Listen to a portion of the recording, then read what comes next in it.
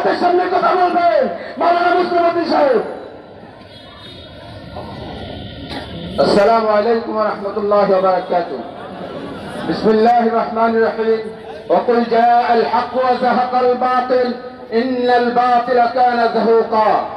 আমরা সদা সর্বদাই দেখেছি এই জমিনের ভিতরে সদা সর্বদাই বাতিল মাথা চারা দিয়ে ওঠে, কিন্তু আল্লাহ পাক রব্বুল আলামিন সদা সর্বদাই বাতিলদেরকে নিষ্কৃত করে দিয়েছেন এবং হক ওয়ালারাই সদা সর্বদাই মাথা চারা দিয়ে ওঠেন ইনশাআল্লাহ। এই বাংলা দারুল উলুম দেওবন্দের অনুসারী বাংলাদেশ, এই বাংলাদেশ হক্কানি উলামা ইকরামদের বাংলাদেশ, এই বাংলাদেশ একমাত্র হক দাওয়াত ও তাবলীগের বাংলাদেশ, এই বাংলাদেশ সাহাবা ইকরামদের বাংলাদেশ, এই বাংলাদেশ নবী আউলিয়াদের বাংলাদেশ।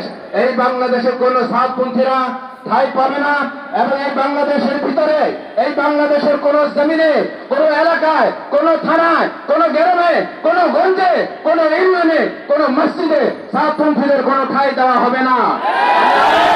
করে বলে দিতে চাই, ওই গুন্ডা ওয়াসিফ, ওই গুন্ডা আব্দুল্লাহ, ওদেরকে 24 ঘন্টার ভিতরে গ্রেফতার করে জেলখানার ভিতরে ঢোকানো হোক। ঠিক কি ঠিক না?